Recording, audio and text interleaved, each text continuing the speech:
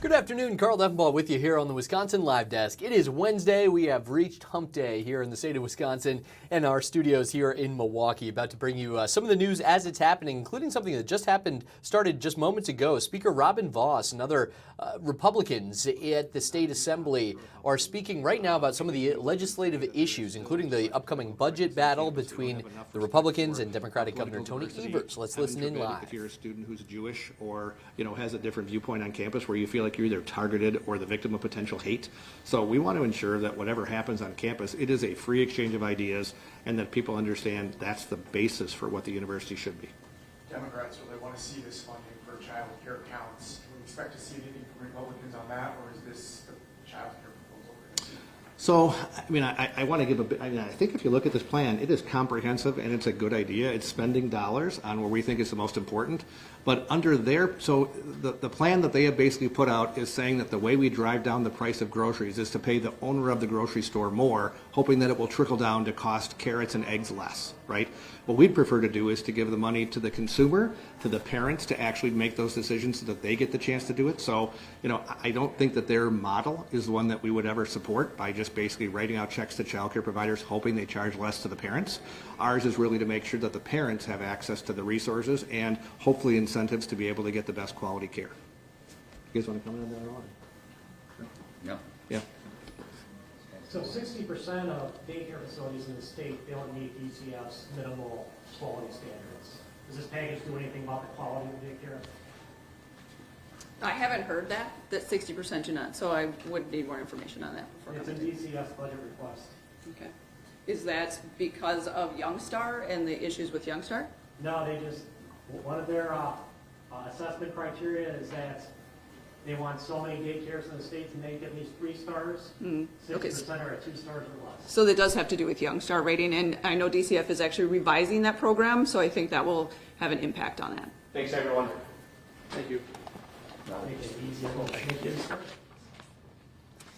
There you have it. Caught the tail end of some lines of questioning there from reporters in Madison to Republican leaders. Democratic leaders spoke earlier today ahead of the legislative session. Of course, a number of different issues facing the House Assembly and State Senate in Madison as they try to work with closer margins. Republicans in control of both chambers, but it is narrowed after the change to legislative maps in Wisconsin, and of course still working with a Democratic governor. So 2 different parties represented there in the legislative and executive branch. It remains to be seen what will come of the new state budget. Just before we came on here with the Wisconsin Live Desk, Robin Vos said that he expects them to reach some kind of an agreement on time, that the budget won't be delayed, but obviously still a lot to work out. Different priorities, different things that Republicans want in the budget versus what Democratic Governor Tony Evers wants to see state money go towards in the coming fiscal year. All right, it is the Wisconsin Live Desk. We can kind of reset for you here on this Wednesday afternoon. Wanted to make sure we got as much of that for you as we possibly could as we give you a live look at downtown Milwaukee. You can see the clouds have certainly set in. We are dealing with rain in different parts of southeastern Wisconsin throughout the day today. The good news, of course, being it's much clearer the next couple days, including tomorrow, a big one with the Juneteenth parade and celebrations in Milwaukee, Summerfest opening day along the lakefront, and so much else going on as we get into the weekend. Now, a few things I want to tell you about that we're at least tracking for this Wednesday afternoon here on the Wisconsin Live Desk. We, of course, will be with you here until 2:30, as we are each and every Monday through Friday now. First and foremost, we are awaiting an update from the Fed chairman, Jerome Powell, supposed to speak to reporters and to the media there at some point during this 2 hours that we're with you here on the Live Desk. This is following a news conference that will follow the Federal Open Market Committee meeting. So the Fed Reserve Board Chairman Jerome Powell, always interesting to see how the markets react to every little word that he chooses in his very direct answers to questions, what that means for the U.S. economy, how he's reading things both nationally and internationally. Of course, with the fact that there is ongoing military action between Iran and Israel. I assume that will play quite a bit into some of his discussion today. We've seen oil prices rising over the last few days of what is now a 6-day conflict, falling a little bit today, and Wall Street's already responded to that. Remains to be seen with the more long-term view that the Fed takes what Jerome Powell will say, but we'll try to bring you that live when it happens. We are also taking you to the White House. Normally we see the big building itself, but a little bit of a close-up shot of the work being done for a flag raising that will take place at the White House today. Lots to be worked out there as those folks are still getting things situated, but a nice view of the grounds of the White House on this Wednesday afternoon from our nation's capital. And then we also can take you to a little farther up the National Mall, the halls of Congress in the federal level. We heard from Robin Voss at the state level just momentarily, but lawmakers are discussing things on the House and Senate floor today. Why don't we listen in, see what's the topic for the lawmakers and legislators in Washington. Judgment and character are unquestioned. Mr. Scott does not meet the bar. In 2010, Mr. Scott led the San Diego sector of the Border Patrol, a position that included oversight of a unit that tampered with evidence after agents beat and tased Mr. Rojas while in their custody. He died of those injuries soon after. This unit taped over recordings of the incident and served an illegal subpoena on the hospital for the man's medical records, then refused to share them with local law enforcement. This is according to allegations filed with the Inter-American Human Rights Commission of the Organization of American States and by police investigators. The actions were so egregious, the Human Rights Commission concluded a few weeks ago that the U.S. government violated Mr. Rojas' family's right of access to justice. Mr. President, I would ask unanimous consent now to enter the Critical Incidents Team and DHS Inspector General's reports about the incident, first obtained by the Project on Government Oversight, into the record. Without objection.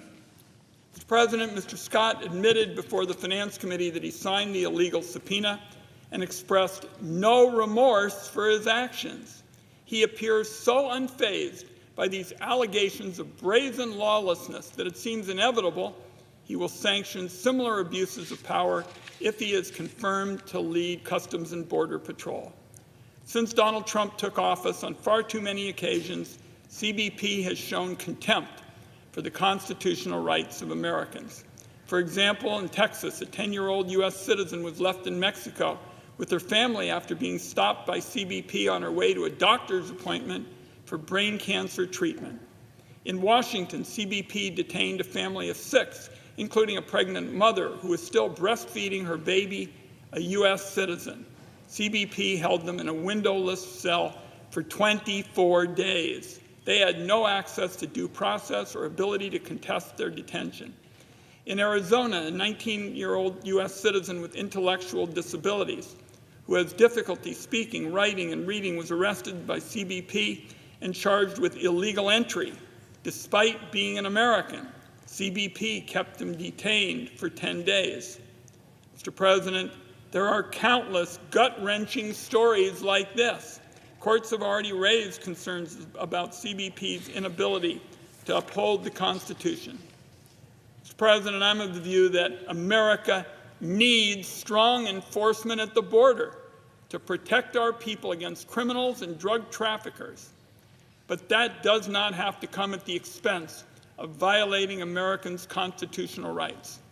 Our country does not need a border agency that indiscriminately violates the rights of Americans, or one that feels like it's above due process and above the law. That doesn't make our country safer. It only leads to corruption, more wrongful arrests, and more wrongful deaths. Americans do not need to choose between security and our rights. We can have both, just as Ben Franklin said many years ago. I fear that confirming Mr. Scott will make our country less secure and less free. For that reason, I strongly oppose this nomination. I yield back. If you're just joining us here on the Wisconsin Live Desk, this is a live look at the Senate floor in Washington, D.C., at the Capitol there in D.C. That was a Democratic senator expressing what he sees as a poor choice to lead the Customs and Border Protection Agency. The nomination of Rodney Scott to serve as the Commissioner of U.S. Customs and Border Protection under the Department of Homeland Security. That is being debated now, with a vote also planned today on this nomination from President Donald Trump of Rodney Scott. So again, that's what you're watching right now from the U.S. Senate floor, as we try to get you a few other pieces of information from around the country and the world on the Wisconsin Live Desk here. You know what, let's take you back to the White House, a little farther down the National Mall there.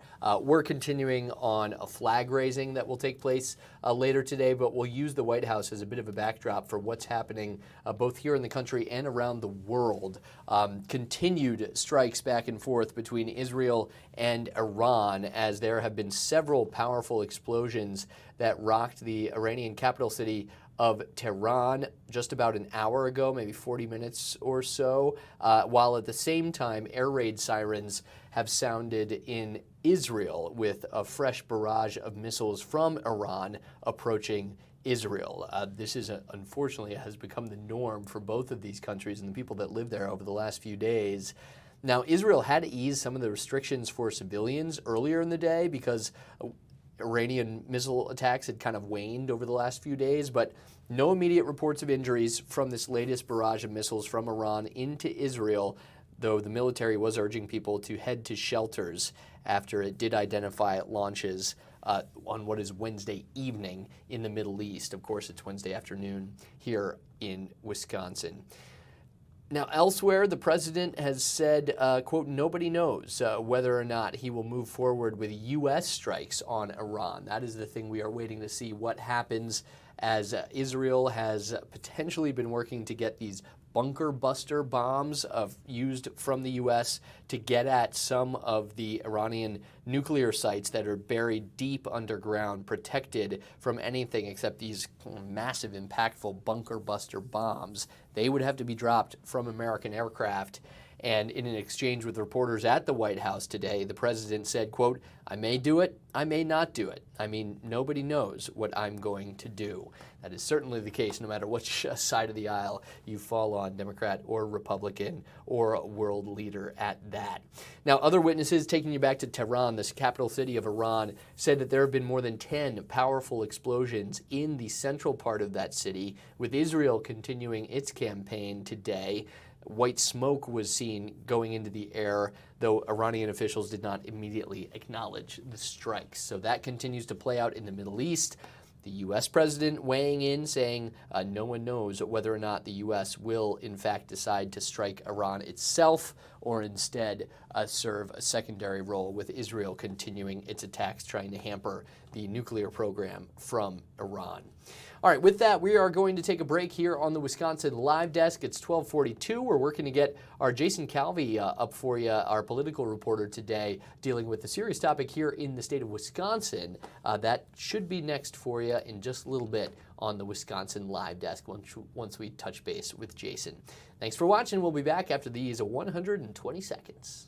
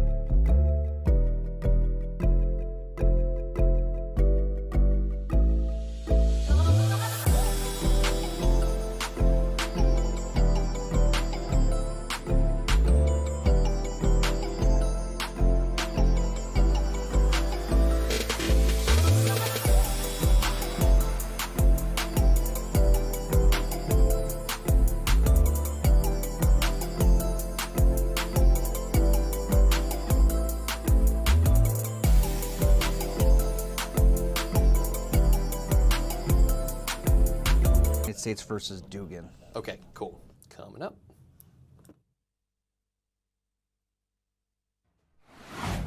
This is the Wisconsin Live Desk.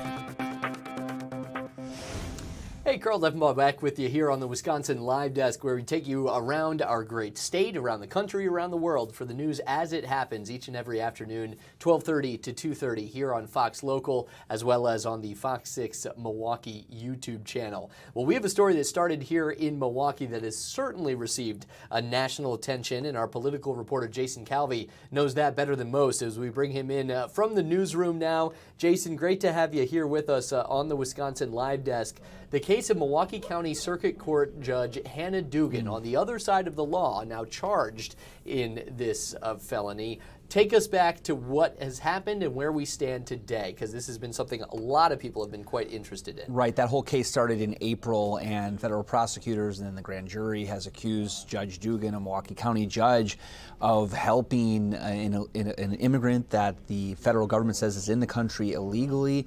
The criminal complaint, the grand jury says that she helped that person escape capture from waiting immigration agents outside of her courtroom. He was there. This man, Eduardo Flores Ruiz, was facing charges of beating up his roommates and was facing those charges in county court. And when the criminal complaint says when Judge Dugan found out that immigration agents were outside, she became very angry and went and spoke with those agents. We had that video we showed on Fox 6, which shows her going out into the hallway and talking to people that are identified by the federal government as federal immigration agents who had come to arrest Eduardo Flores Ruiz. They say he's in the country illegally, so they were going to arrest him and go through the deportation process with him. So that is the backstory back in April. She's now facing these charges, and she was set to have her jury trial in federal court. Judge Dugan was going to have her jury trial in just 33 days. Carl, 33 days until that trial, July 21st. And today in federal court, guess what? This is breaking news. That trial has now been delayed. When will the trial actually take place? Still a question mark, we don't know, but the trial will no longer be taking place in 33 days. Interesting. There's a lot to get into here, certainly, although we can also say it's not uncommon in legal cases for those initial dates to get pushed back, giving both sides time to do their work. Now, there was this question of judicial immunity that is still out there as well. Is that the reason for the delay, or just in general, they were already allowing both of the different defense teams and prosecutors more time for the initial case? Yeah, you're a step ahead. You're thinking like the judge here, because that's exactly the reason why this case is not going to trial when it was supposed to be set in 33 days, because that whole process of the judicial immunity, the motion to dismiss that Judge Dugan and her attorneys filed in federal court, that is still being weighed. So in order to have that process play out, the federal government was able to respond. Bill Miston reported all of this last night as well for Fox 6. But it's a long process of filing the briefs. Judge Dugan's legal team, the federal government, the Department of Justice filing their briefs, saying, no, this case should not be thrown out. Judge Dugan's attorney is originally asking that case be thrown out. So that'll be weighed by one of the magistrate judges. They'll be giving a recommendation to Judge Edelman, who is the one hearing the actual criminal matter against Judge Dugan. He will then make a determination about whether to dismiss this case. So that's the first big question mark, is does this case even move forward? So you can't have a trial if you haven't wrestled with that issue. So the Judge Edelman today in his courtroom in the federal court in Milwaukee said, let's let that play out. Let's have those briefings. Let's let the magistrate judge make her recommendation after reading through the briefs on both sides about whether or not this case should be dismissed. Is that expected? Are we expected a timeline on that anytime soon, or could that still be kind of something that plays out over the rest of the summer? Yeah, that could still be playing out. We didn't get a timeline in court on that. Judge Edelman said he's got a lot of time on his schedule that he can get this trial in at some point in time in the future. One of the concerns from Judge Dugan's team, we learned in court today, was that she's not working right now. She's not able to serve, as we know. We reported this. She's not serving as a judge in Milwaukee County right now, as this case plays its way through the federal court system. But we did learn from her attorneys that she is still getting paid, as she's not doing her job as a judge. So she is getting paid. The Judge Edelman in court today said this is a complicated issue. You can't make easy determinations on this whole issue, even this motion to dismiss. So, that's the first step here is whether or not the case should be thrown out. And then whatever the judge decides to do with whether or not to throw out the case or to keep it going, guess what's going to happen next? There'll be appeals. Everybody expects that no matter what the decision is on the motion to dismiss, that this will then move on to the appellate court, appealing the judge's ruling on whether to throw out the case or let the case go forward. How about for the man initially at the center of this? I believe we got some updates today on Eduardo Flores Ruiz, because separate from what Judge Hannah Dugan did or did not do, whether that was legal or not, he still has his own trial moving forward. And where does that stand right now, Jason? Yeah, so he actually was in the Milwaukee County Courthouse today. Our colleague Durante Matthews and photojournalist Hector were there at the Milwaukee County Courthouse and saw him brought in the orange jumpsuit of an inmate, as well as shackled for a status conference in the Milwaukee County Courthouse. So again, as I mentioned at the top, he is charged by Wisconsin prosecutors of beating up his roommate. So he still has to face that domestic abuse allegation, and that case is working its way through the courtroom.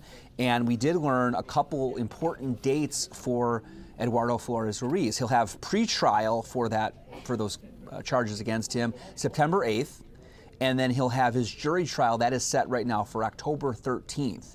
So we'll see what happens then in the fall, but really he'll be in custody with the state through this whole judicial process, the whole criminal matter against him in the state courts right now. Let me ask you this. I don't know if you necessarily know or not, but it's kind of uncharted territory in many ways with this county judge being arrested herself for actions inside of the courthouse. Is that trial, is that something where witnesses are called, or is it more debate on what happened? Like, could Eduardo Flores Ruiz actually be called as a witness in this potential trial of Judge Hannah Dugan? Is that something that we could see, or it's kind of unclear how that trial would play At the out? federal level, how that federal trial would work against Judge Dugan in federal court is still an open question. I know there was discussion today about a jury questionnaire that the federal government and the defense of Judge Dugan, her attorneys, were talking about a jury questionnaire. But it's still, as Judge Edelman said, it's still, we have other things to do before then. Most pressing is this question, if the case even should happen at all, if the case should be thrown out immediately. So that's the central question right now as far as how that trial would play out, a jury trial in the future. Yeah, a jury trial for her criminal matter about whether or not she should be guilty of what the federal prosecutors and the grand jury accused her of, which is shielding this man, Eduardo Flores Ruiz, from federal immigration agents. Interesting. All right, so many different layers to this, and it certainly has received national attention, all starting in a Milwaukee County courthouse here, the hallways of that courthouse. Jason Calvi keeping us updated and kind of sifting through all the legalese for us here on the Wisconsin Live Desk. Thank you very much, sir. We'll let you dive back into it. I know you're hard at work on this today. Thanks, Carl. All right, as Jason gets back to it, we'll let him get hard at his reporting. Again, lots to sift through. The separate case of Eduardo Flores Ruiz, a progression there, while we also get the delay in the possible trial of Judge Hannah Dugan from Milwaukee County here. Some notable news that Jason brought us here on the Wisconsin Live Desk. By the way, if you do want to see his full reporting, there's a lot of elements to this story. Of course, look for that later this evening here on Fox Local when our newscasts take over the airwaves for you. I don't know if you call it the airwaves now that we're all digital. It's not exactly like the old broadcast days, but he'll take over something with his reporting tonight on Fox 6 News at 4, 5, and 6. You can look for that both on Fox Local as well as on our website following. All right, we're going to take another break here on the Wisconsin Live Desk, see what we find for you. Still awaiting that press conference from the Fed Chairman, Jerome Powell. That's supposed to start in a matter of minutes, and we'll see what else we find on this Wednesday afternoon here in Milwaukee, Wisconsin. Thanks for watching the Wisconsin Live Desk.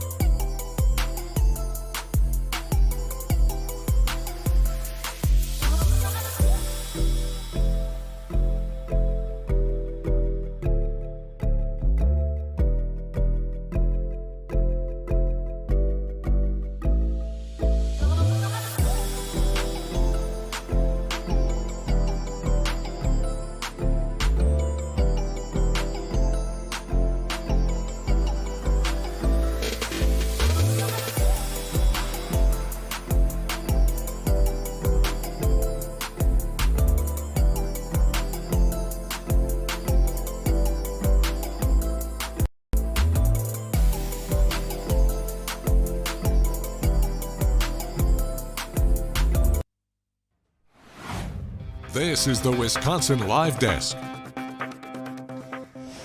Hey, it's Carl Deffenbaugh here with you on the Wisconsin Live Desk as we approach the 1 o'clock hour, rolling right along here, waiting on a few different things for you on the Wisconsin Live Desk. I mentioned this as we went to a commercial break there momentarily, but we do have a live camera inside of what will be a media briefing with the Fed Chairman, Jerome Powell. This follows a Federal Open Market Committee meeting. So we have the podium standing ready. We've seen some different photographers and reporters there doing mic checks at the podium, so making sure everything is good to go for when the Federal Reserve Chairman will speak. Of course, his words carry such weight in the U.S. financial markets, so something that we are very closely watching today, and we'll try to bring you live here on the Wisconsin Live Desk when it happens.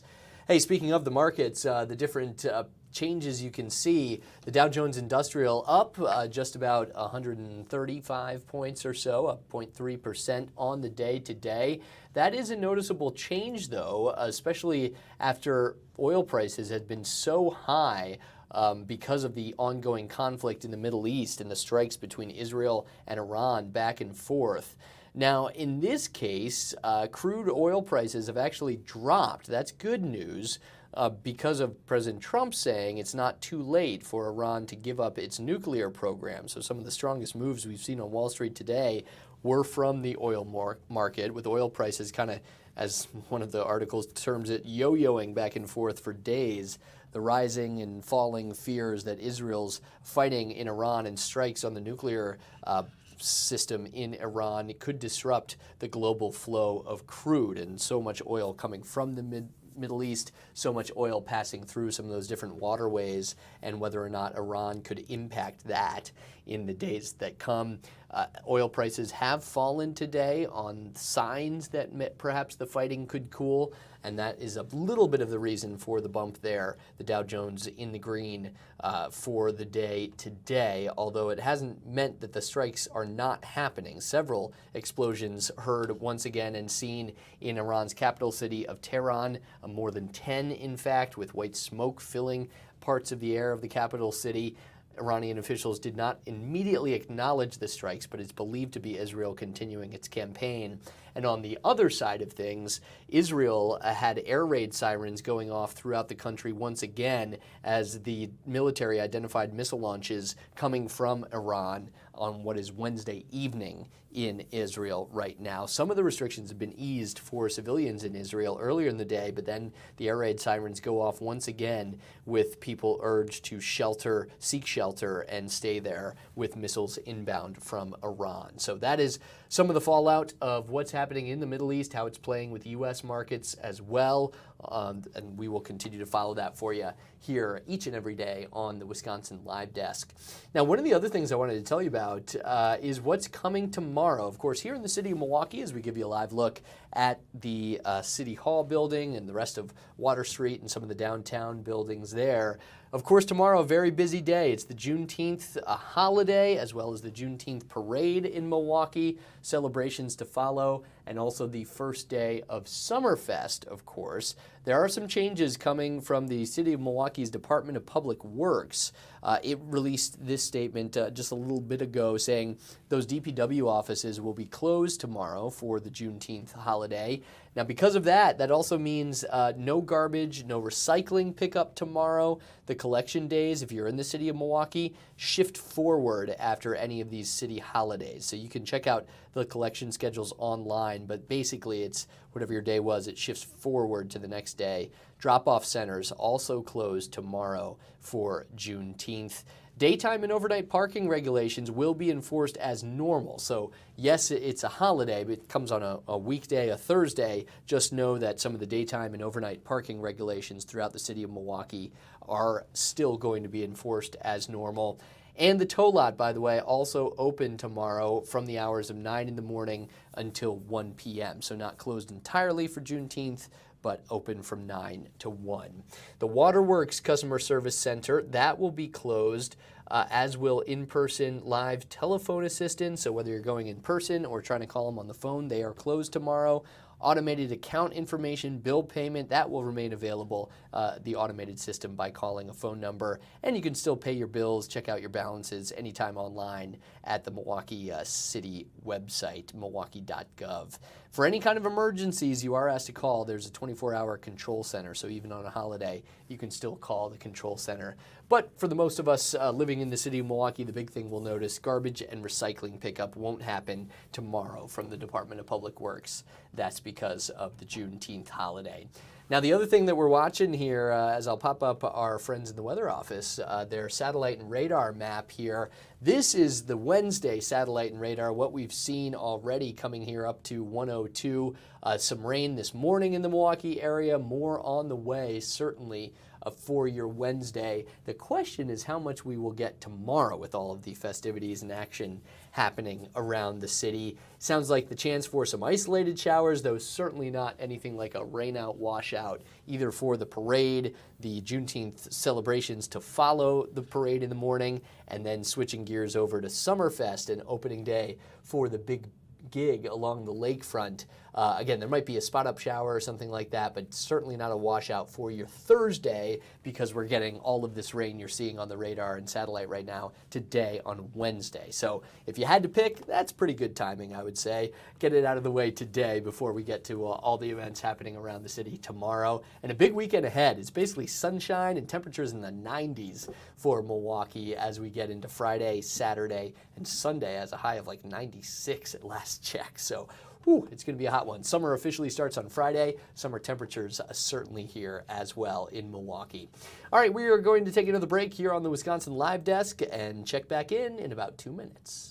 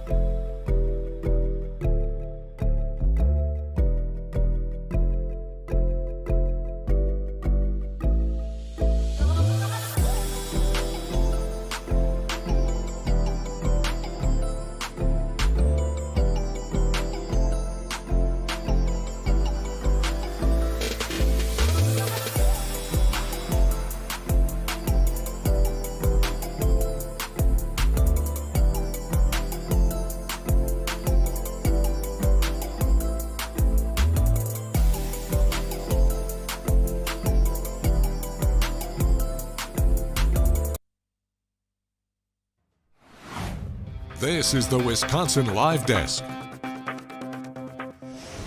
Hey, Carl Devmo with you on this Wednesday afternoon as we keep you rolling 105 here on the Wisconsin Live Desk, coming at you from our Milwaukee studios, but you can watch us anywhere, all across the world, in fact, with Fox Local or the FOX6 Milwaukee YouTube channel, whatever you're choosing as your platform to join us today. Thank you very much. Great to have you here with us. We've had a number of different stories, including that one political story of Judge Hannah Dugan here in Milwaukee County that has certainly spoken to some of the nation's politics and has received attention around the country. We're going to get get to something very much from Milwaukee now, a serious shooting that happened last night with 4 people injured, as we bring in our Abril Preciado joining us on the Wisconsin Live Desk covering this story for us today. Abril, I know this kind of started in one area of Milwaukee around 10th and Mineral, ended a little ways away. So where exactly are you joining us from today, and what are you covering?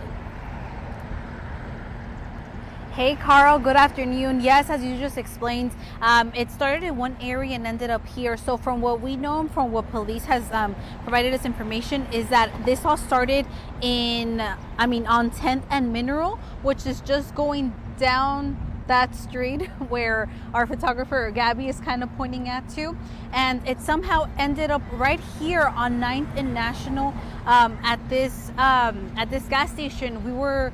Throughout the day, we've been out here trying to speak to people, trying to get information and more context as to what happened.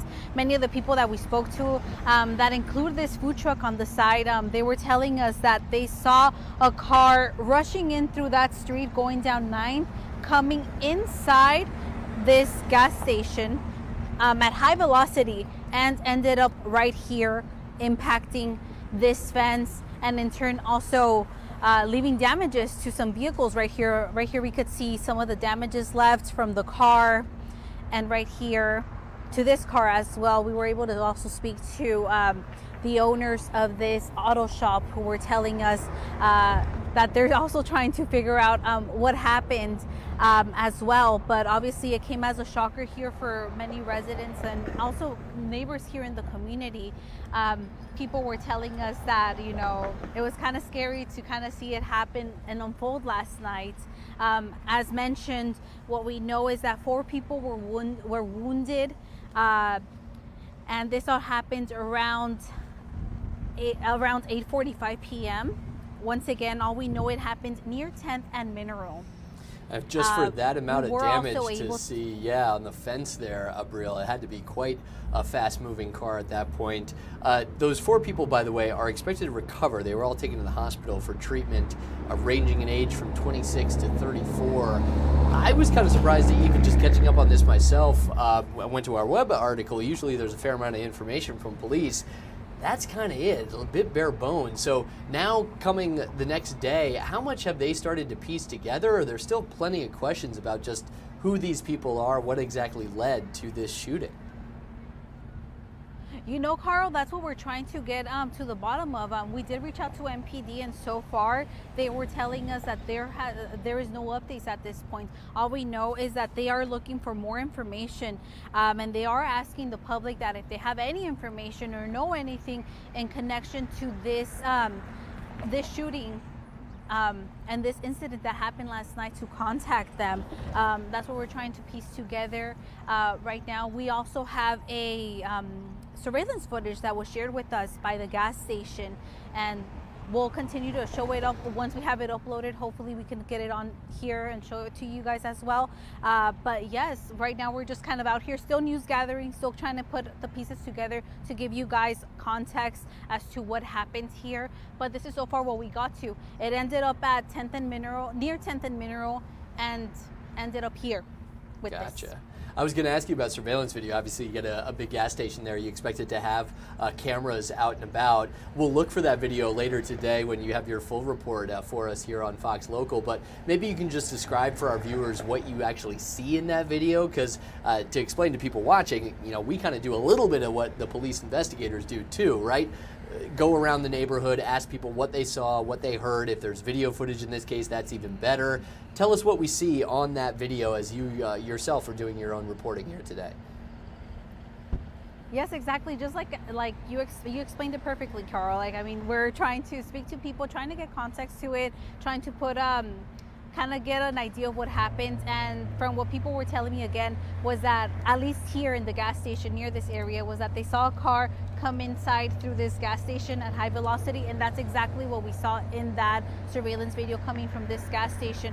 We see like a burgundy car coming in through the gas station kind of driveway, and then somehow hitting here. And then shortly, like seconds right after, we see a couple of officers following back, and that's what we see in the video.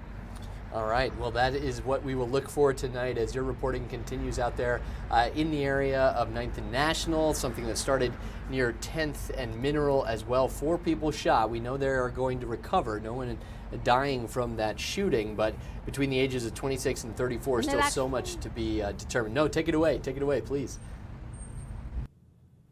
You just saw right now Milwaukee car just pulling off. They were right here, right next to the auto shop. I'm not sure if that's in connection to what happens here, but I did find that connection. So yeah, I'm going to talk to the owners right here to see if they could give me information right now. We'll let you get back to it as we are catching you in the middle of your day here. Abril Preciado reporting from the South Side. Thank you to you and to your photojournalist Gabby there joining us here on the Wisconsin Live Desk. Thank you, guys.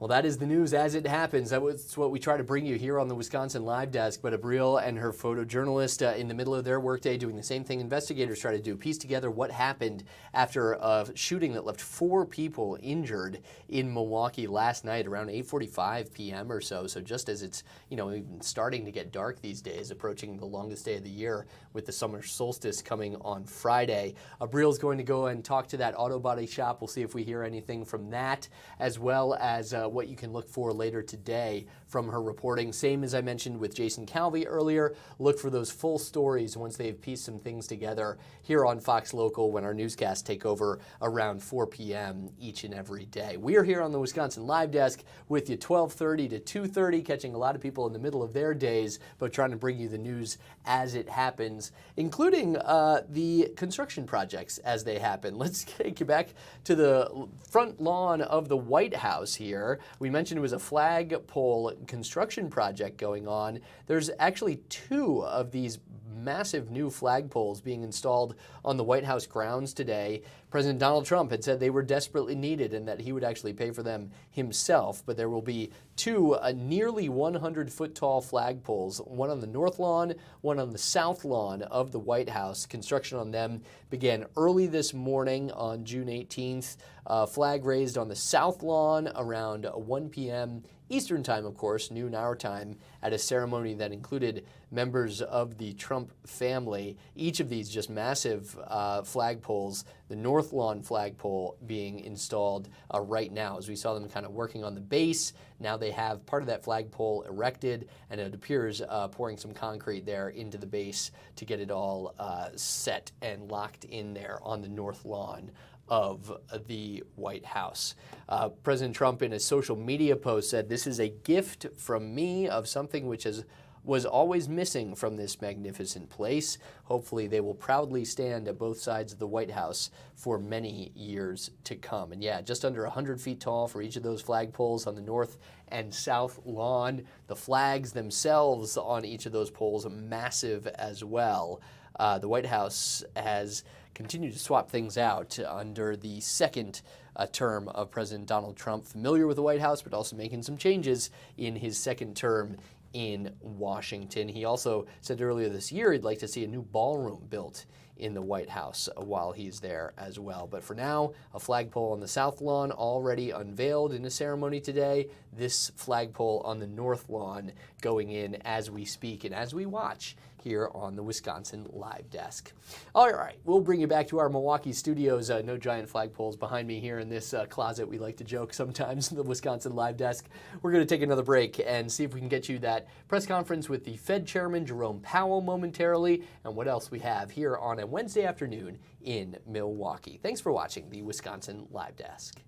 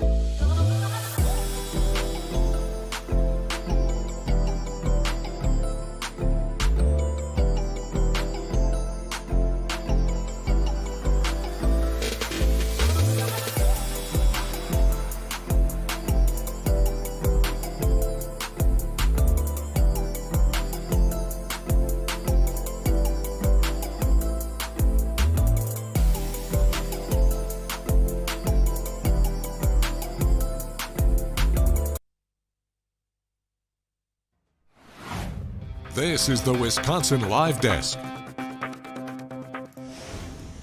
Hey, Carl Deffenbaugh back with you here on the Wisconsin Live Desk, trying to get you a little bit of information on something we just watched pop across our feed here. That would be, let me pull up this camera for you, outside of the courthouse where the Karen Reed trial continues. Jury deliberation has gone on now. Today is the third full day of deliberations in what is the second murder trial for Karen Reed. This is from Massachusetts. She's charged with killing her police officer boyfriend, a member of the Boston police force, at the time. Now, jury deliberations actually began late last week. That was more than a month after the trial started. They have yet to reach a verdict. Tuesday, they had several different questions the jury sent to the judge concerning the different charges and evidence that Karen Reed faces. She is the 45-year-old accused of hitting John O'Keefe with her car outside of a suburban Boston house party and then leaving the Boston police officer to die in the snow. This goes back to January of 2022. She has been charged with second-degree murder as well as manslaughter and leaving the scene. Now, this is a second trial, as I mentioned, following similar different twists and turns to the first trial, which ended in a mistrial last year. On Reed's side, her defense attorneys say that O'Keefe, the Boston police officer, was instead bitten by a dog and left outside of a home in Canton, Massachusetts, all in a conspiracy, according to Reed's lawyers, orchestrated by police, and that included planting evidence against Karen Reed. So the two different main arguments there from both sides in the now second murder trial of Karen Reed. Just before we got back with you from commercial break here, we actually saw Karen Reed with her lawyers, I believe, entering this courthouse today. So she is back inside. Jury deliberations continuing now. The third full day of jury deliberations today in the Karen Reed trial after they started late last week in Massachusetts. If we hear that the appearance in court today means anything in the way of a verdict coming down in this trial, certainly something we will take you to live here on the Wisconsin Live Desk. But for now, we don't have anything like that in terms of an update. But Karen Reed, her team of attorneys and the like inside that courthouse as jury deliberations continue today. Now let's take you to the other side of the world. We've mentioned the ongoing strikes between Iran and Israel in what is overnight in the Middle East. This is a live look at Tel Aviv. It's become a familiar shot over the last 5 or 6 days or so as we saw what started with an initial preemptive strike from Israel on Iran, both some sites in the capital city of Tehran and other nuclear sites trying to dismantle the Iranian nuclear program and keep them from getting a weaponized nuclear bomb or nuclear missile. That's why Israel says they held those preemptive strikes. As a result, Iran has fired a barrage of missiles at Israel over the last 5 or 6 days, including some more overnight. So this is a camera that even here on the Wisconsin Live Desk, because of the time difference, we've seen the flares of rockets and the Iron Dome defense system that Israel has in the skies above this very same camera angle. Now, the good news is that we are not seeing that here on this night in Tel Aviv, although it's afternoon here in Milwaukee right now. But just maybe an hour or two ago, we did get continued reports of strikes from both countries, including air raid sirens in Israel, as the military from Israel identified missile launches from Iran coming into the country. They had eased some of the restrictions in Israel for civilians. It had seemed like some of the Iranian missile strikes had been waning in strength and frequency. And in fact, instead, it was a flip with more missiles on the way. The military was urging the people of Israel to find shelter once again to see. No immediate reports of injuries from this latest launch from Iran. That's according to Israel's Emergency Rescue Service. While at the same time in Tehran, the capital city of Iran, we had white smoke seen after more than 10 powerful explosions in the central part of that massive city. It's one of the biggest cities in the Middle East, in the world, with a population that basically is the same size as the entire country of Israel, just in that capital city of Tehran. Israel continuing its campaign. There was white smoke seen in the air above Tehran, although Iranian officials did not immediately acknowledge the strikes. And then there's the question of what will the U.S. role be in all of this? President Donald Trump was asked about that today. He was speaking at that very same flagpole raising ceremony that we told you about recently on the Wisconsin Live Desk, speaking to reporters outside of the White House, asked if the U.S. would actually take part in attacks in Iran. There's been a question of whether American aircraft would drop these so-called bunker buster bombs, which are believed to be necessary to cause any significant damage to some of the underground nuclear sites that Iran has built in really hard-to-reach mountainous areas, safely guarded under the earth, under those mountains, unless they had the strength of those U.S.-made bunker buster bombs. The president was asked whether or not the U.S. would take part in those strikes.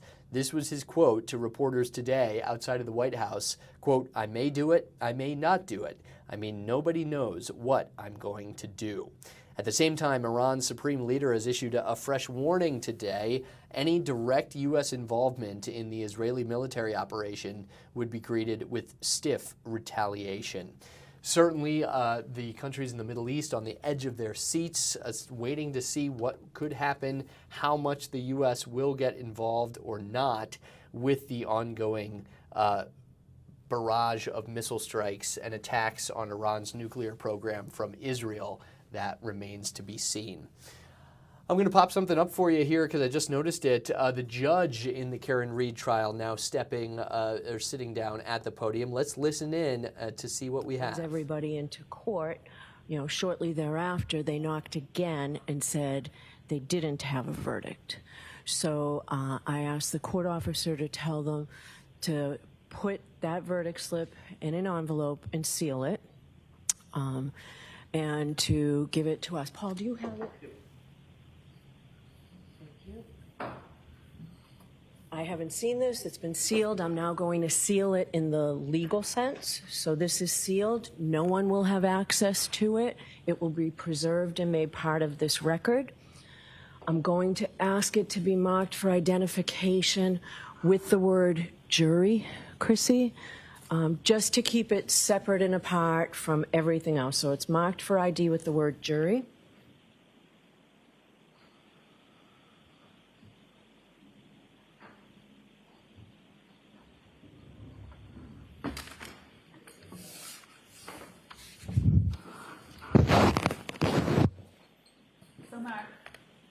All right. So we do not have a verdict because, as we all know, there is no verdict until it is announced and recorded in open court. So we are still awaiting a verdict. Because it took a while to pull this together, I would ask that everybody remain in the building until the end of the day. So we'll see everybody later. Thank you. Interesting developments there from the Karen Read trial. It sounds like, as we caught a little bit of the end of that remark from the judge in the Karen Read trial, that there was a question of whether the jury actually had reached a verdict. All of the different respective parties were called to the courthouse. That's why we saw moments ago Karen Read herself, along with what I believe to be her legal team, entering the courthouse. And then that update from the judge that the jury, in fact, did not have a verdict. It sounded like maybe they had one and then went back on that idea. But in any sense, as you heard from the judge there, in the legal terminology, there is no verdict yet. Jury deliberations continue in the Karen Read trial. This, like the first time around, has been quite a back and forth played out over the last month or so in this second murder trial of Karen Read. The first ended last year in a mistrial. Remains to be seen what happens in this second trial, as it seemed like for a moment there was, in fact, a verdict. Instead, deliberations continue in the jury trial of Karen Read, accused of killing her boyfriend at the time, who was a Boston police officer, while Read's lawyers say instead this is all a conspiracy orchestrated by police, including planting evidence against Read in this trial. So we are waiting that. Quite a notable update there from the judge. We've all been watching this ceiling fan that has been the cutaway shot in that courtroom when anyone is not continuing the legal proceedings there in the Karen Reed trial in Massachusetts. All right, one other note that we wanted to tell you about. I know I've had this shot a couple times. This is a live look at what should be an update from the Federal Reserve Chairman, Jerome Powell. The cameras have moved away from the podium to instead show that door waiting the moment that the Federal Reserve Chairman should come out and greet the media, as well as taking questions on, of course, the state of the U.S. economy, what decisions the Fed will or will not be making based on how the global economic forces and financial numbers are playing. As we see not Jerome Powell entering the room there, just another person coming into the room before the remarks from the Fed chairman will take things over. Instead, we continue to wait here on the Wisconsin Live Desk. And in the meantime, we are approaching the time to switch things over to Ben Handelman, standing by outside the room right now.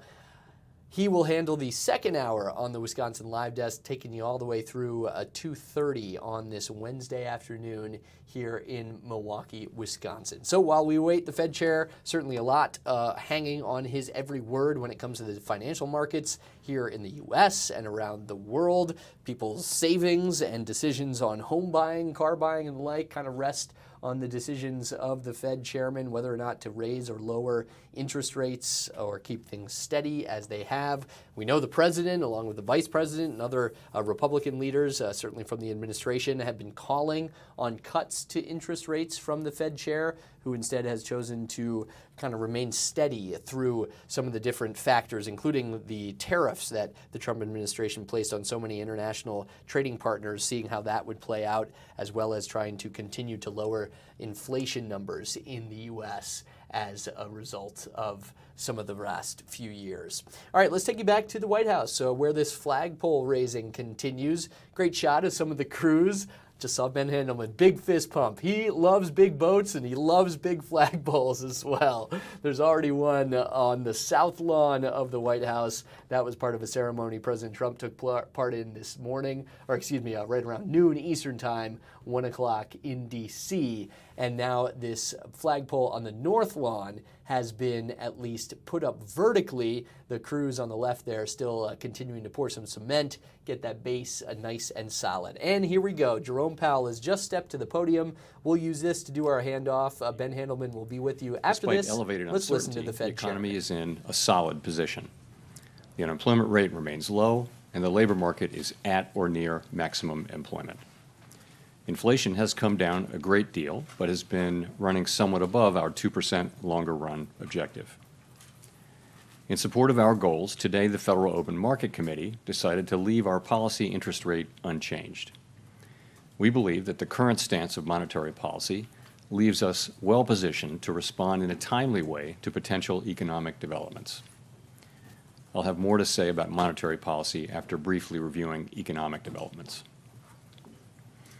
Following growth of 2.5% last year, GDP was reported to have edged down in the first quarter, reflecting swings in net exports that were driven by businesses bringing in imports ahead of potential tariffs. This unusual swing has complicated GDP measurement. Private domestic final purchases, or PDFP as we call them, which excludes net exports, inventory investment, and government spending, grew at a solid 2.5% rate. Within PDFP, growth of consumer spending moderated, while investment in equipment and intangibles rebounded from weakness in the fourth quarter. Surveys of households and businesses, however, report a decline in sentiment over recent months and elevated uncertainty about the economic outlook, largely reflecting trade policy concerns. It remains to be seen how these developments might affect future spending and investment. In our summary of economic projections, the median participant projects GDP to rise 1.4% this year and 1.6% next year, somewhat slower than projected in March. In the labor market, conditions have remained solid. Payroll job gains averaged 135,000 per month over the past 3 months. The unemployment rate, at 4.2%, remains low and has stayed in a narrow range for the past year. Wage growth has continued to moderate while still outpacing inflation. Overall, a wide set of indicators suggests that conditions in the labor market are broadly in balance and consistent with maximum employment. The labor market is not a source of significant inflationary pressures. The median projection for the unemployment rate in the SEP is 4.5% at the end of this year and next, a bit higher than projected in March. Inflation has eased significantly from its highs in mid-2022, but remains somewhat elevated relative to our 2% longer-run goal. Estimates based on the Consumer Price Index and other data indicate that total PCE prices rose 2.3% over the 12 months ending in May, and that, excluding the volatile food and energy categories, core PCE prices rose 2.6%. Near-term measures of inflation expectations have moved up over recent months, as reflected in both market and survey-based measures. Respondents to surveys of consumers, businesses, and professional forecasters point to tariffs as the driving factor. Beyond the next year or so, however, most measures of longer-term expectations remain consistent with our 2% inflation goal. The median projection in the SEP for total PCE inflation this year is 3%, somewhat higher than projected in March. The median inflation projection falls to 2.4% in 2026 and 2.1% in 2027. Our monetary policy actions are guided by our dual mandate to promote maximum employment and stable prices for the American people. At today's meeting, the committee decided to maintain the target range for the federal funds rate at 4.25% to 4.5% and to continue reducing the size of our balance sheet.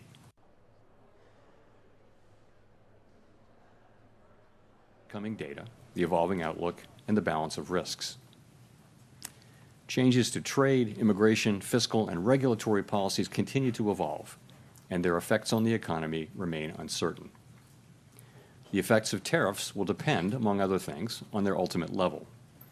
Expectations of that level, and thus of the related economic effects, reached a peak in April and have since declined. Even so, increases in tariffs this year are likely to push up prices and weigh on economic activity. The effects on inflation could be short-lived, reflecting a one-time shift in the price level. It's also possible that the inflationary effects could instead be more persistent. Avoiding that outcome will depend on the size of the tariff effects, on how long it takes for them to pass through fully into prices, and ultimately on keeping longer-term inflation expectations well anchored. Our obligation is to keep longer-term inflation expectations well anchored and to prevent a one-time increase in the price level from becoming an ongoing inflation problem. As we act to meet that obligation, we will balance our maximum employment and price stability mandates, keeping in mind that without price stability, we cannot achieve the long periods of strong labor market conditions that benefit all Americans. We may find ourselves in the challenging scenario in which our dual mandate goals are in tension. If that were to occur, we would consider how far the economy is from each goal and the potentially different time horizons over which those respective gaps would be anticipated to close. For the time being, we are well positioned to wait to learn more about the likely course of the economy before considering any adjustments to our policy stance.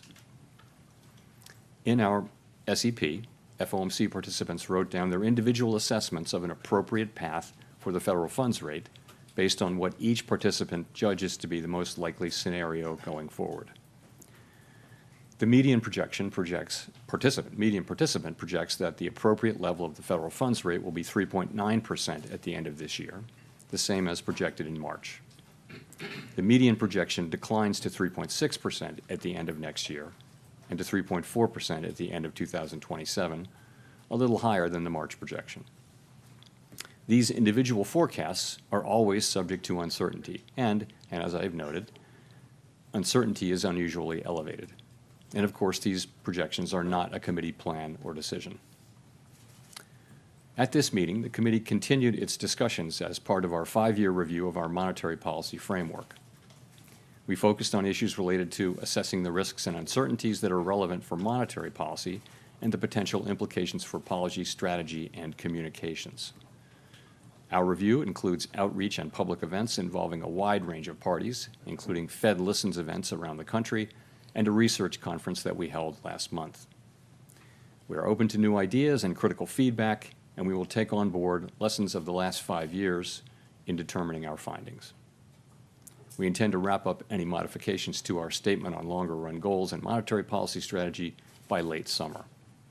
After that, we will consider enhancements to our suite of communications tools, including the SEP. The Fed has been assigned 2 goals for monetary policy: maximum employment and stable prices. We remain committed to supporting maximum employment, bringing inflation sustainably to our 2% goal, and keeping longer-term inflation expectations well anchored. Our success in delivering on these goals matters to all Americans. We understand that our actions affect communities, families, and businesses across the country. Everything we do is in service to our public mission, and we at the Fed will do everything we can to achieve our maximum employment and price stability goals. Thank you. I look forward to your questions. Thank you. Colby Smith with the New York Times. To what extent has the more limited impact from tariffs at this stage on inflation changed your view on what the ultimate economic fallout will be from these policies and the timing of when they will materialize in the data? So we've had 3 months of favorable inflation readings since the high readings of January and February, and that's, of course, highly welcome news. Part of that just is that services, core services, both housing services and non-housing services, have really been grinding down toward levels that are consistent with 2% inflation. So that's the good news.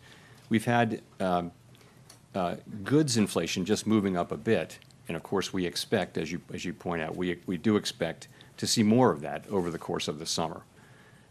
It takes some time for tariffs to work their way through the chain of distribution to the end consumer. A good example of that would be goods being sold at retailers today may have been imported several months ago before tariffs were imposed. So we're beginning to see some effects, and we do expect to see more of them over coming months. We do also see price increases in some of the relevant categories like personal computers and audiovisual equipment and things like that that are attributable to tariff increases. In addition, we look at surveys of businesses, and there are many of those, and you do see a range of things, but many companies do expect to put all or some or all of the effective tariffs through to the next person in the chain, and ultimately to the consumer. Today, the amount of the amount of the tariff effects, the size of the tariff effects, their duration and the time it will take are all highly uncertain. So that is why we think the appropriate thing to do is to hold where we are as we learn more, and we think our policy stance is in a good place where we're well positioned to react to incoming developments. So in terms of how we should interpret the rate cuts penciled into the SEP, is this reflecting that there's this expectation that underlying inflation will just stay well enough contained that allows the committee to eventually move ahead with those cuts? Or is it about responding to a deterioration in economic activity, let's say? I mean, how should we make sense of the forecast? So if you look at the forecast, you will see that people do generally expect inflation to move up and then to come back down. But we can't just assume that. Of course, we don't know that. And our job is to make sure, one of our jobs is to make sure that a one-time increase in inflation doesn't turn into an inflation problem. And that, again, that will depend on the size of the effects, how long it takes for them to come in, and ultimately on keeping inflation expectations anchored. Hi, and thanks, Chair Perry. Howard Schneider with Reuters. If you look at the rate path starting in December to today and adjusted over the full time horizon you've got there, you've taken about a quarter point per year out of your projected path, and you end at a higher rate at 2027 than you would have in the prior forecast. Is that a result of a sense that tariffs will lead to more persistent inflation? Is it a result of reassessments of where your short-term neutral rate is? Why are you on a slower path now? So I would focus most on the nearer term. As you get out to the later years, it's hard for anybody to know where the economy is going. You didn't see people moving their longer term, estimate of the neutral rate, for example, at this meeting. So and those things are probably slow moving. So I think if you look at what's happening here since March, this is since March, right? You see a little slower growth, just a tiny tick up, a 1/10 tick up in unemployment, and you see inflation moving up 0.3. And by the way, it was a similar move from the December SEP to the March. So that's what you see. You see the effects of tariffs. I think we learned in April, after the March meeting, that substantially higher tariffs were likely. And then since then, the estimates of where the tariffs will be have actually moved back down, although still at an elevated level. So we're adapting in real time. And what you see is an accumulation of individual assessments. You say in the statement that risks have diminished on that front, but the July 9th, drop-dead date for all the Liberation Day tariffs is still out there and unresolved. You've got now exchange of missiles between two Middle East adversaries with a possible U.S. involvement. How can you justify saying that risks have diminished? So what we said was that uncertainty uncertainty about the economic outlook has diminished but remains elevated. Many surveys say that. They do. So, and that's actually a line from the Teal Book, which you can see in 5 years. Remember to check that. Maybe the war will be over. No, but if you think about it, tariff uncertainty really peaked in April, and since then has come down. And that's really what that's just acknowledging. It's diminished, but still elevated. That it's uncertainty. So I think that's an accurate statement. Thank you. Chris Rugaber at Associated Press. There is an argument out there in favor of cutting rates more immediately. Inflation has continued to cool and is back to roughly 2% despite the tariffs. And I guess I also wanted to ask about cracks in the job market with gross hiring slowing, concentrated in just a few industries. We've seen some housing data, including this morning, that has been pretty weak. Do you see any concerns that the economy is weakening and that is a reason to cut rates going forward? So we do of course monitor. Ben Handelman here from the Wisconsin Live Desk. Hope you're having a great Wednesday here. This is Jerome Powell. That's the Fed chair. He has kept rates steady today. When this man speaks, the markets, your 401k, tend to move, whether that's green or red. And the stock market's in the green today as the Fed not making any drastic moves. Steady as she goes. They're keeping rates the same. They do expect 2 more rate drops throughout the year. They say there's a higher increase now of a chance of stagflation. That would be bad. There'd be inflation that's causing the economy to slow down. So that's what Jerome Powell is talking about, but it's saying we still have a strong economy and the stock market is liking that. I got to get you out to Massachusetts. The Karen Reed, the jury, they're still deliberating there, and there's been some chatter in the courtroom. Let's see what's going on. I don't think they have a verdict, but they're talking. Of due process. The Idaho Supreme Court said the qualitative difference between death and other penalties calls for a greater degree of reliability when death is imposed, and that comes from State versus Creech, 105 Idaho, 362 at 383. Looking at all of the constitutional rights Mr. Koberger has. Okay, this is the wrong trial. This is actually the trial. This is the Brian Kroberger trial that's now underway. That's the individual accused of stabbing those college students out in Idaho. So apologies, we took you to the wrong courtroom as I thought I was seeing chatter from the Karen Reed trial. We're actually seeing it as the Brian Kroberger trial is getting underway. So another trial that we'll be following here on the Wisconsin Live Desk. Here's what we got to do for a second. We got to take a quick break. We got a lot of rain out there. Let's bring it closer to home here in Wisconsin. Very rainy day in Milwaukee as we had a round of storms last night, and we're not done. As you can see the radar, more rain moving through today. We need the rain. And then we got some really excessive heat on the other end. Coming up in less than 15 minutes, we're going to talk Summerfest. MCTS, they're going to join us because the big gig, can you believe it starts tomorrow? So good thing it's not starting tonight because all this rain, we need it out of here, and it should be gone by tomorrow. There is a chance for storms in the evening. But MCTS, you got to have a game plan to get down to Summerfest. And there are some shuttles taking place from some of our park and rides.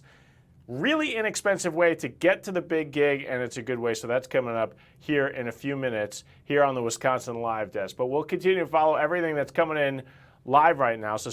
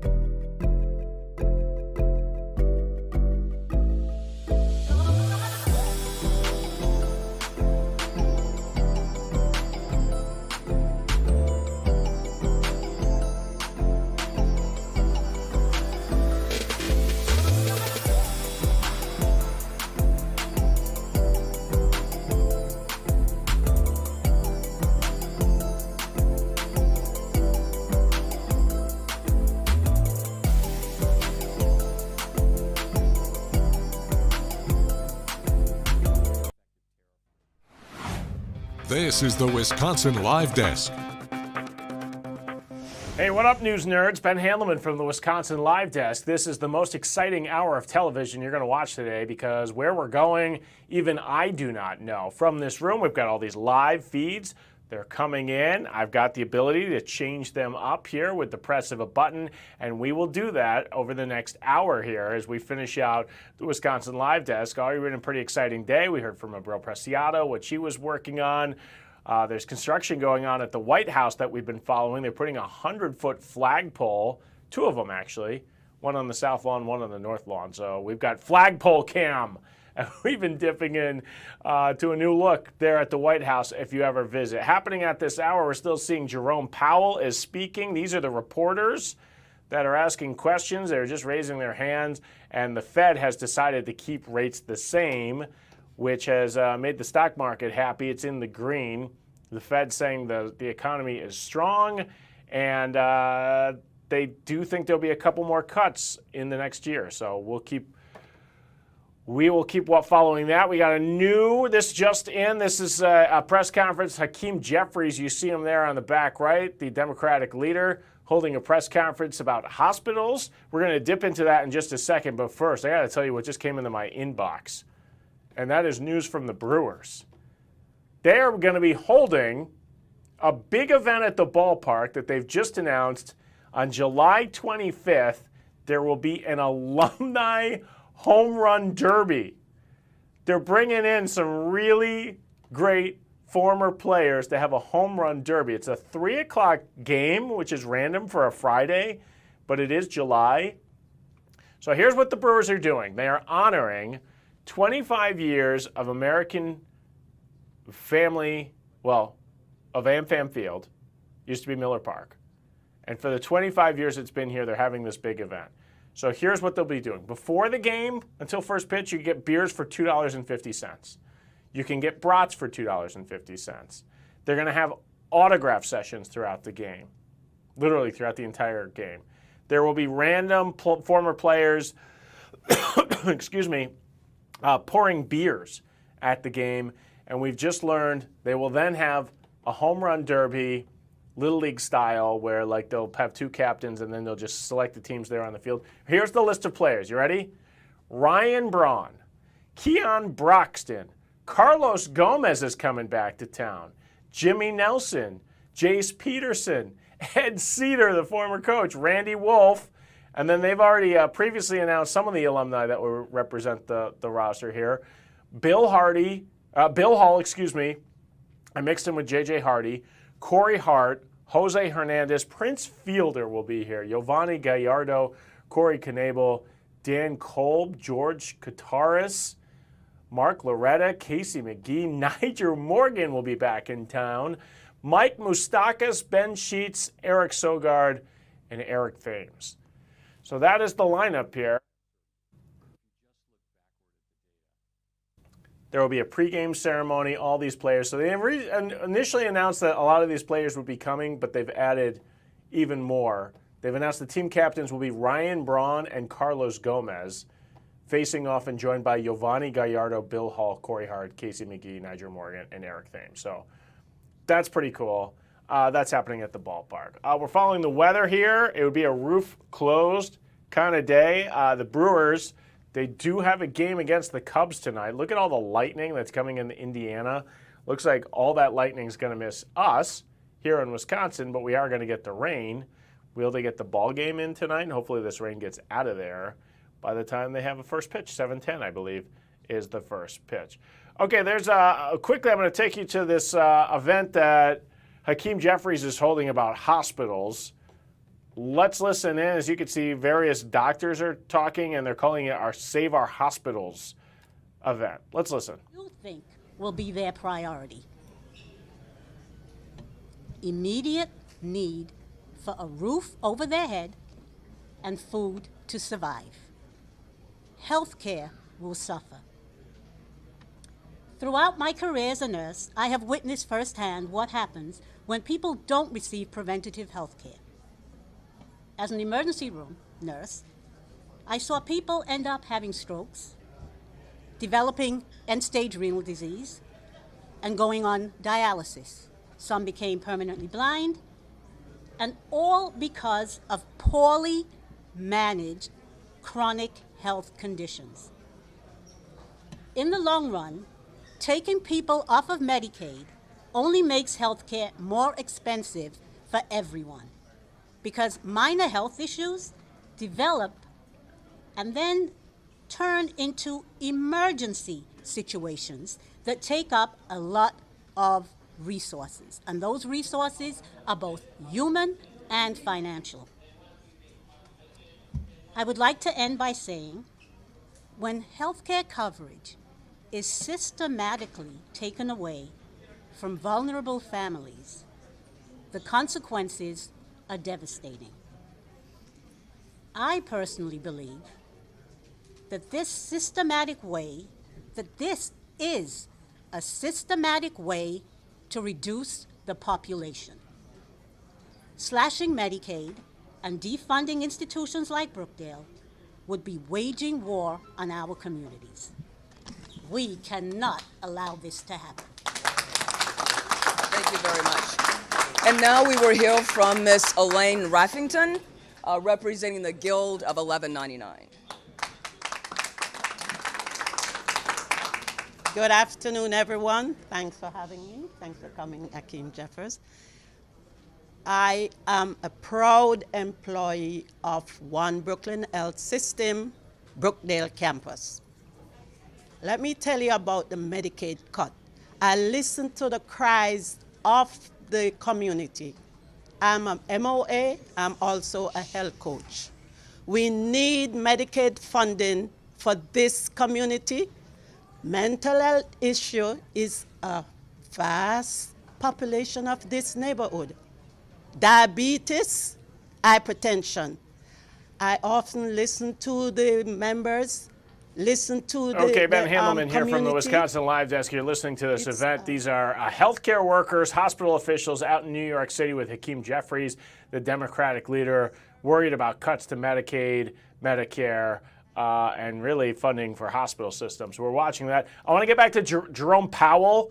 And Jerome Powell can be a dry speaker, but again, when he speaks, really the markets move. The big news from the Fed today, they're keeping rates the same. No cuts, no raises in the rates, and the stock market is in the green.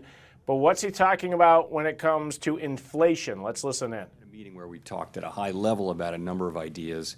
The SEP is part of it.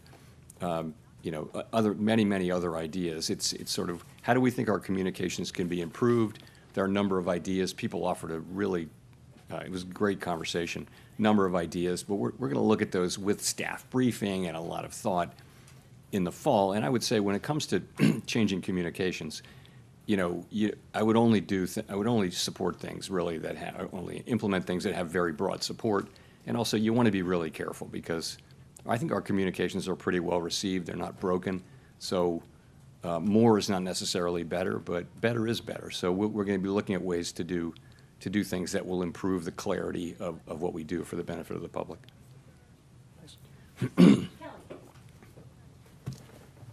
Thanks, Chair Powell. Kelly O'Grady, CBS News.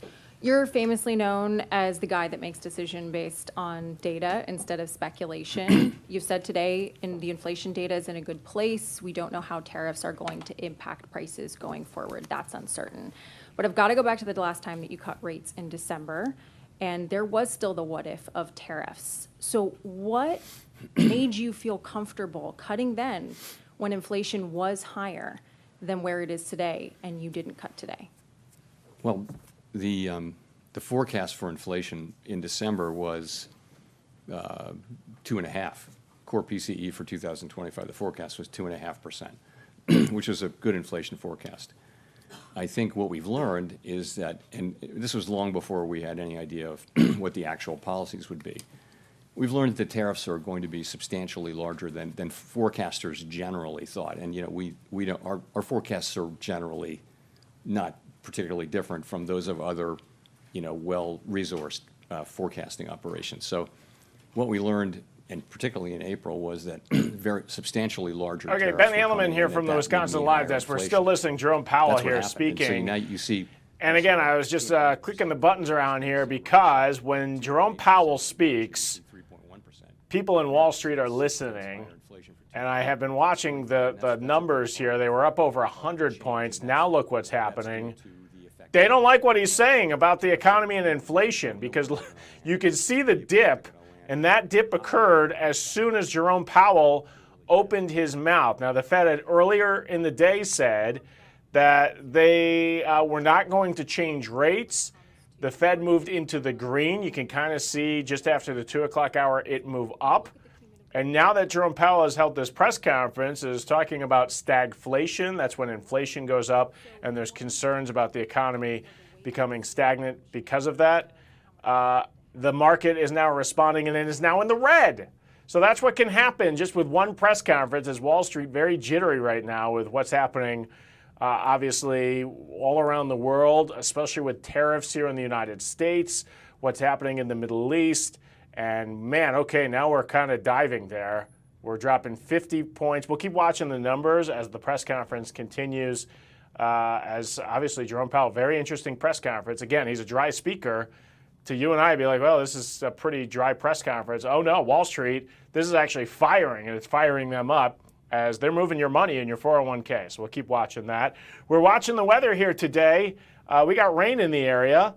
But look down in Chicago where the Brewers, they're going to play the Cubbies tonight. And I'm glad the game's not happening right now because they would not be playing because they don't got a roof over their head in Chicago. And we got to care about the weather because we have a big event here in Milwaukee that begins tomorrow. The big gig is back. Summerfest returns. And we have a very special guest coming up in just a couple of minutes here as we got to talk about how you're going to get down to Summerfest. What is your game plan? Where are you going to park? Oh, don't worry. We got you covered. We're going to make sure you get down there the best and easiest way. We got MCTS joining us right after the break here on the Wisconsin Live.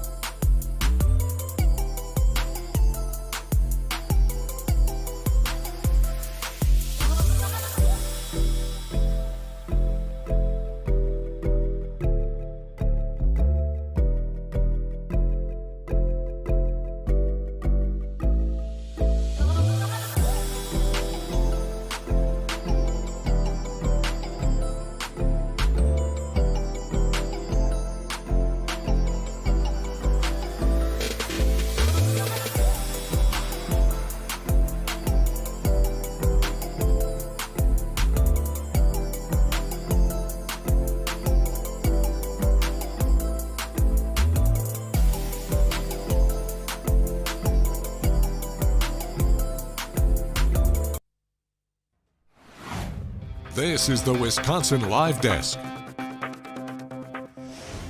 Ben Edelman here from the Wisconsin Live Desk. Hey, everybody, we've done it. We've made it past 2 o'clock on our Wednesday. You know what that means? That means we're pretty close to the weekend because we're past the halfway mark. We're in the afternoon of Wednesday. We're already thinking about what's going to be going on this weekend as summer has now arrived. This is a big weekend in Milwaukee because starting tomorrow, can you believe it? The big gig is back. Summerfest returns. And if you are a local, there's really no reason to pay because there's so many millions of ways to get in for free, including we will be down taking canned goods tomorrow and giving out tickets. with Eastern Wisconsin Feeding America. Eastern Wisconsin will be with them for Stomp Out Hunger Day. That's tomorrow from noon to 3, so join us there. But you also have to get to Summerfest. And the locals from Chicago, they're going to pay the big parking prices and get stuck in traffic. But if you're a local from Southeast Wisconsin, you know there are easier ways and cheaper ways to get down there. And that's why I'm excited for our next guest. Anna Shriver is joining us from MCTS. Thanks for being here on the Wisconsin Live Desk. Hello, Ben. Thank you for having us. I know you guys are pumped for the big gig, and this, I mean, we're in preparation mode. I'm sure you are down there as well for MCTS. Absolutely, we are. This is a very favorite and beloved tradition for not only Summerfest goers, but for our bus operators too. And for us here at MCTS, we've been doing this for a long time. We are expecting to give about 70,000 rides total to Summerfest over just the 9 days. It's just amazing to me. We were just talking off camera quickly about the pandemic, how tough that was and what it took away from us. And for a blip on a second, the buses were not running from the park and rides. And I think we as Wisconsinites, if we didn't appreciate what MCTS does before, we certainly do on Summerfest. It is so integral. It's like an important piece of the puzzle to make Summerfest a success. And once again, you guys have options for people to get to the big gig safely and really pretty affordably as well. And in a very fun way. There's a very fun vibe when you get those 60 music lovers onto a bus. So we have the shuttle options this year, which we have from, depending on where you're coming in from, whether it's north, south, downtown, or west, you would go to one of the park and rides. So coming from the north, you could go with the Brown Deer Park and Ride. If you're coming from the south, you'd want to take College or Hales Corners. In downtown, you can go there straight to the Couture from Connect One. And then from the west, Hales Corner has a very large park and ride with plenty of free parking on a first come, first served basis. So those are our 3 shuttle options this year. The best part of the shuttle is it drops you right off at the gate. I mean, it's like right there. Definitely within steps. And the price is very affordable too. A round trip ticket is $12. And if you are under 12 and you are a reduced fare rider, it's $6 round trip. And we're looking at video of Connect One, which is the bus rapid transit that goes out from Tosa. You have told me that has become a very popular route for people, especially from the Tosa area and out to the west, and basically the areas in between Tosa all the way down Wisconsin Avenue to the Summerfest grounds. That's been a really popular way to get to Summerfest. Well, Tosa is really booming. And then on top of that, you have electric buses, which are pretty unique. People don't have them anywhere else in Milwaukee County other than along the Connect One. So it's a really quiet ride. There are 34 stops, 17 in each direction, and it's fast. It stands for Bus Rapid Transit, BRT. And so you're going to get there within minutes from Tosa all the way out to the Couture, which is right there at the lakefront. Yeah, that's another option for everyone. And I mean, I think, I live on the North Shore, and I think an expert way to get down to Summerfest, sometimes even if you want to drive your car, you can drive it somewhere that's closer to Summerfest, and then MCTS, they've got you covered, right? Absolutely. Our regular routes will get you there as well. And those are only $2, $1 for reduced fare. So if you're coming from, let's say, the north, like you're saying, you could take the Green Line, you could take Route 14 or Route 15. So that's only $2. And it's a great ride that comes with a transfer if you need it. So if you're coming from the south, however, you'd want to take the Green Line 15 or 18.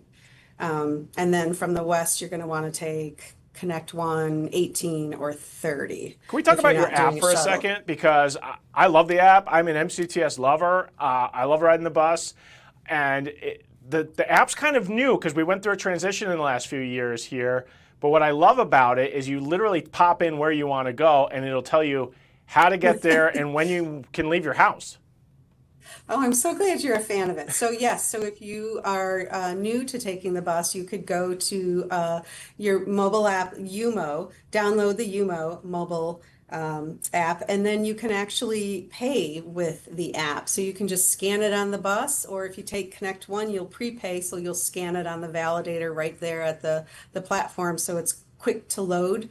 And so you can pay by the UMO app by loading money into your wallet, or you could use the Wisco card. So you can pick up a Wisco card either online if you're coming into town and you have some time to plan, or just pop into one of over 100 retail stores and pick up a card and load money on it, and then you can use that as well. And the nice thing about the card and the app are that you get fare capping, so you save money the more you ride. Right, it'll only allow you to spend so much. Yeah, I had to drop my car off at the shop like a couple weeks ago, and I was like, well, I don't want to wait there. So yeah, I just went in my wallet, added $4, boom. Didn't have to worry about it. You just jump on the bus, went back to my house, sat on my couch for a bit, and then jumped back on the bus to go pick up my car. Aww. It was great. I mean, that's the joy of MCTS. I mean, you are moving people to and from, whether they're dropping a car off at the shop or getting people to work, getting people to the grocery store, or this week, getting to Summerfest. I do want to talk about tomorrow, because tomorrow's a special day in Milwaukee, because we have the big Juneteenth celebrations.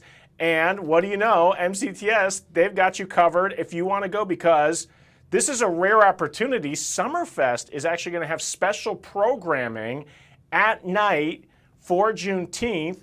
So you can spend all day at the Juneteenth celebrations where the parade's happening on MLK, and then you can just move on over to Summerfest pretty easily with MCTS.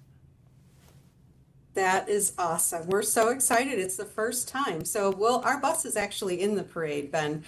So people will see us, and lots of our volunteers, mechanics, bus operators will be in the parade, and then we'll have a booth with all the activities. And then people can go straight over from the traditional event to Summerfest, where their programming starts at 6 p.m. You were telling me you also are going to be down at Summerfest with something fun this year.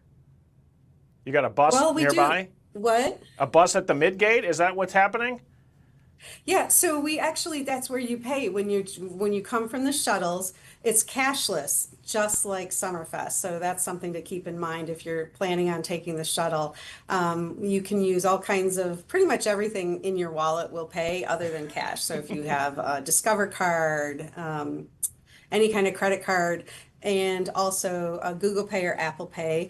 You can pay, you ride the shuttle, and then you end up at the Midgate and you just pay there. You'll get a custom hand stamp of a Summerfest with MCTS, and that will be your round trip proof when you come back to get on the bus to head home. The hours too are important to know, that we're about, the shuttles are from 11:30 to about 12:30. So everyone will have a way to get home. You'll get us there for those early cover bands that I always enjoy, and you'll be there for the get us home from those big late acts as well. Yes. Are you going to see anyone? I kind of wanted to see James Taylor. Was on my bucket list.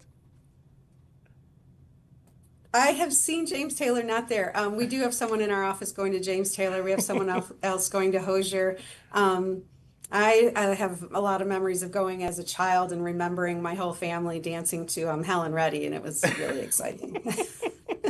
My favorite part is just the people watching, because everybody comes together for Summerfest, and we couldn't do it without MCTS. Have you guys been in conversations at all to possibly expand? Obviously, I know if you could, you would have 1 million buses going to Summerfest, but there are constraints with finances and that sort of thing. But I'm glad that we have the 3 park and ride locations. Is it possible in the years to come that could expand? Absolutely. Let's hope. We're always positive, and it's such a popular event that I'm sure we'll do everything we can to keep those wheels moving and keeping people moving and getting to back and forth to where they need to be. Summerfest or anywhere else. Thanks for joining us here on the Wisconsin Live Desk and telling us how to get down there like a local and not paying the big bucks to park your car and get stuck in all that traffic. Appreciate it. Thank you. Anna from MCTS. Appreciate you being here on the Wisconsin Live Desk. All right, stay with us. We got more exciting things coming up here on the Live Desk. The press.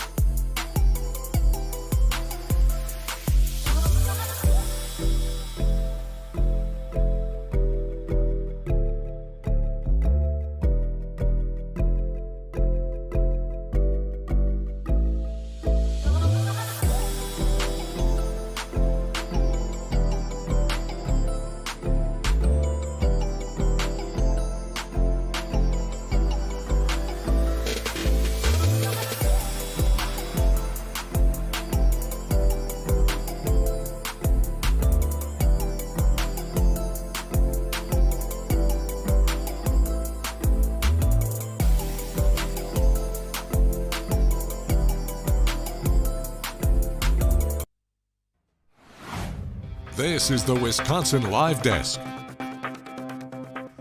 Ben Haleman from the Wisconsin Live Desk. 2:15 means we got 15 more minutes. You are my kind of people because you are tuning in to see what is going on in the world at this hour. You know the rules here on the Live Desk. It's got to be live for me to take it. And joining me right now, I got to bring in my colleague, Christina Van Zelst. She has been covering Milwaukee's lead crisis today. There's been some news in the last 24 hours. Christina, I know you're covering this. What's the latest? Yeah, so last night the MPS school district had its normal annual monthly meeting, and we had our reporter Sam Kramer here. And during that meeting, it was announced by the interim facilities and maintenance director that there was an additional 13 instances of non-compliance with the state health department when it comes to their lead remediation. And Ben, the school MPS district is out for the summer, so we know that this summer is full of ways that they're going to be working towards their lead remediation plan. That was something that was discussed last night as well. That's broken down into 4 phases. The first phase will address 14 schools. Again, they're trying to do this while kids are out for the summer, but when it comes to those 13 additional instances, that's the new information we got today, and we know that those fines are about $6,000 from the state health department. And I'm going to look at my notes here because I want to read to you what those failure to comply notes are. So the first one is failure to comply with plan of correction, failure to permit entry, failure to post warning signs and contain work area, failure to conduct lead safe practices at several schools, failure to perform daily cleaning at several schools, and failure to use a certified individual. So the schools listed in this report, there's 4 of them. It's La Follette, Brown Street Elementary, Fernwood, and Starnes. Those are all the schools listed in that report where there are non-compliant violations from the state health department. And we know now that MPS has until June 24th to get their plan back to the state health department on how they're going to address this and make sure that these non-compliant situations don't happen again. And all of this comes after several reporting that we've told you about in the last school year where several schools had high lead levels, and we've been talking to parents throughout this entire process. Now that school's out, we're learning from the Milwaukee Health Department about how they're planning on remediating this while kids are not being exposed.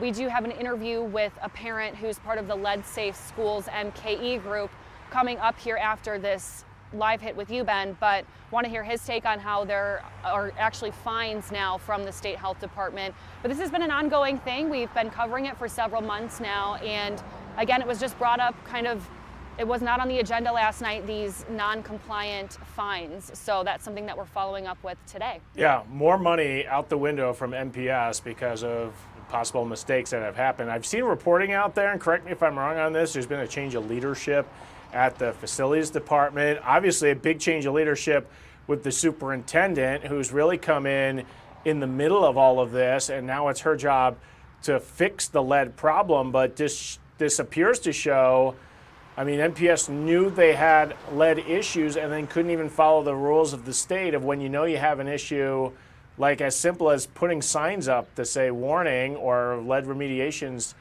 You know, if you redo your house or something, you got to put a little permit up to show everybody that that's happening. It seems like more mistakes here from MPS. Yeah, and I actually remember I was with the new superintendent, Brenda Caselius, when she was announced and had her first day where she was touring different schools. And we asked her, what is your #1 priority when it comes to your new role here at MPS? Lead. That was her first thing she wanted to address. That was her priority, making sure that kids are safe. I know last night she did speak about how they're hoping to have no issues during the summer and address these violations and non-compliant instances through the state health department. She has been open to speaking with us in the past. Last night they went into closed session and we were not able to grab her for an interview immediately after this was announced, but that has been her #1 priority from day one, she said, is addressing the lead concerns and making sure that they are compliant with both the Milwaukee and the state health department. So we'll see what happens this summer as they have kids out of the building. Maybe that will change the way they're able to kind of attack this problem. Yeah, and I mean, that's the challenge with all schools. There's always work that needs to be done, and they have this limited window between the last day of school and then the first day of school. For kids, it seems like, oh, we get the whole summer, this is eternity. But if you're in the facilities department and you got projects to do just on a normal cleaning up a school, that's a big task. MPS now dealing with, I mean, school after school that has to do all this lead remediation work. I have to give the superintendent credit, though, for she does speak to the media often. So we didn't hear from her last night, but she is not shy to step in front of a camera and address all of the issues that are happening at MPS. So it will be interesting to see what their response is now to all of these issues. So your report will be tonight at 4, 5, and 6, correct? Yep, and of course we'll have it on the Fox Local app. And just to go back to your point about her being available, I 100% agree. She said that she's wanted to be transparent through this process, so do have to give her credit there. And we'll just keep following this story to see what's being done and stay on these non-compliant violations and keep you updated throughout the summer as they continue to work through lead cleaning. Yeah, I know so many parents are concerned. Is my child safe when I send them to school, or could they possibly have lead contamination? So something hopefully they fix this summer, and this will be a problem in the past, but from your reporting today, this is currently a problem in the present that they're having to deal with. Christina Van Zels, thanks for joining the Wisconsin Live Desk. Appreciate it. Thanks, Ben. We'll look for Christina's reports right here exclusively on your Fox Local app. Appreciate that. Okay, stay with us here on the Wisconsin Live Desk. We only have a few more minutes here, and the president is speaking. I want to bring it to you. Hopefully he is not done, but I got to get this.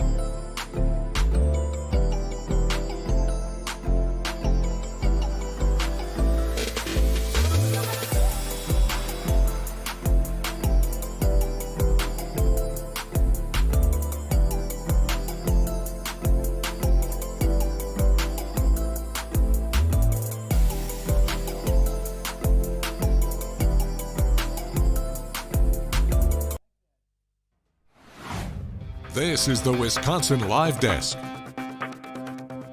Ben Haleman from the Wisconsin Live Desk. Things have gotten very busy here on the Live Desk. On the right, the Karen Reed trial. The verdict is in.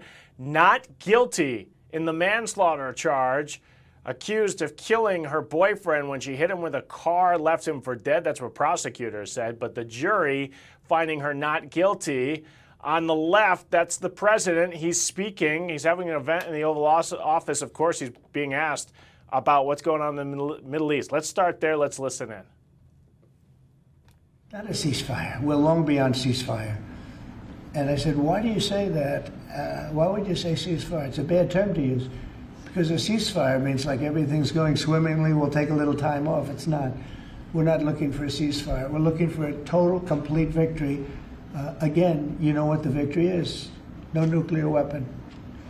Mr. President. So I thought it was a very badly worded statement by him, and obviously I let him know that. On the southern border, you've had record low numbers for the month of May, 95 apprehensions, 0 releases, compared to that of the previous administration exactly a year ago, more than 60,000 releases. What do you attribute that success to? I like you. Who are you with? Turning Point USA, sir. Well, they're very good, Turning Point. Charlie, very good. That's what I call a good question, fellas. 1 out of 10, John. 1 out of 10, but that's a really good question. No, we had record good numbers on the border. And people are coming in, but they have to come in legally. Like some of these guys behind me, they have to come in legally. And if they come in legally, we want them. They have to say they love America, they love our country. And if they can't say that, we don't want them. Thank you very much. Very nice. Thank you very much, everybody. Thank you, press. Thank you. Thank you, guys. Thank you, guys. Thank you. Thanks. Thank you. Thank you, Mr. President. Thank you very much. Thanks. Pulitzer Prize. Fella, hey, Doug, take a good picture. So that is the president Pulitzer Prize. speaking in the Oval Office there. He's holding behind him, I believe, are soccer players, as there's a FIFA trophy in there, as I think that's a different kind of event. Okay, on your right is the Karen Reed verdict, as the press is now being ushered out with the president there. Let's pull this up live. Karen Reed found not guilty just moments ago in this high-profile trial that we have been watching now for weeks. She's been found not guilty in her boyfriend's death. So the prosecutors had accused Miss Reed of hitting John O'Keefe, a Boston police officer, with her SUV in a drunken argument and then leaving him to die in a blizzard. Karen Reed's attorneys had come up with a theory of their own that it was Boston police officers who had killed John O'Keefe. He was bitten by a dog and then left him out in the snow, and that Miss Reed was framed. The jury, initially, there was a different trial, and that verdict was a hung jury. They could not come to a conclusion after 5 days of deliberating. Well, prosecutors, they promised to once again bring this back, and they did. In this jury, this time unanimous, but not the way prosecutors want it. Karen Reed has been found not guilty, as there were several holes poked in to the prosecutors' investigation that the prosecutors claim showed that she had killed John O'Keefe. If she was convicted, she would have faced 5 to 20 years in prison and possibly 10 years for leaving the scene of an accident. Also, so yeah, not guilty there. And this is a live picture. As you're seeing law enforcement gathering outside the courthouse. Karen Reed, she's been very vocal throughout the trial. She will stop and talk to media members. So we're waiting to see if Karen Reed will come out. We expect her to give a statement to the media. We also obviously want to hear from prosecutors and get their response to not getting the job done on their end, where they wanted a guilty verdict and they didn't get it. They lost this case. So we want to hear from them. Will they take to a microphone? So reporters in Massachusetts, this is a suburb outside of Boston, they are racing around, they're gearing up, getting in place as you're looking live, and now law enforcement. This is some of the court security there. So we're going to keep following all of these stories, what's happening in the Middle East, what's happening with the Karen Reed verdict that's now come down, all right here on your Fox Local app. We've got all your local stories that we touched upon.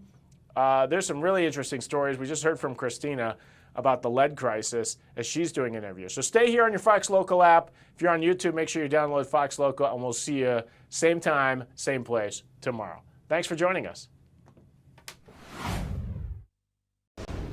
Hi, everyone. Welcome to another episode of First and North, where we keep you up to date on the best division in the NFL and around the NFL. I'm Lou Canellis. Joining me this week on First and North from Fox Detroit, there she is, Jennifer Hammond. From Fox Milwaukee, as always, Lily Zhao. And from Fox Minneapolis, Pierre Nugent. All right, let's get right into it, guys. Both the Vikings and Packers wrapped up their offseason programs. Pierre, I'll start with you. Let me throw these numbers at you. Over the 14 months since the Vikings made J.J. McCarthy the number 10 pick in the 2024 draft, the guy has participated in 18 days of training camp, 15 OTAs, 3 days of rookie minicamp, 6 days of veteran minicamp, and 1 preseason game. So I look back at what McCarthy's already done. He's put together a pretty large body of work going into this year's training camp. How did he look so far during the offseason program? Well, Lou, for the most part, overall, he's looked pretty good. But, however, there were mistakes that were made, and we talked about it last week where he threw to the out route and it was jumped by the corner. Byron Murphy intercepted him. He threw 2 interceptions in minicamp last week, had a fumble exchange with his new center, Ryan Kelly, as well. But those things, I would say, don't necessarily bother me if you're asking me in particular, because when you have a young quarterback, he's only 22 years old, I want mistakes to be made in practice. That's how you learn. That's how you grow. It's okay to make mistakes just as long as they don't become consistent themes. So I'm more interested in what will J.J. McCarthy look like come training camp. But for the most part, in minicamp, overall, pretty good. But at the same time, I would even say, on the other side, it's pretty easy to look good throwing over the middle in 7-on-7 drills. So it's kind of like you take what you see with a grain of salt. But when it comes to game time, we still don't know what J.J. McCarthy is going to be in this league because he hasn't played it down.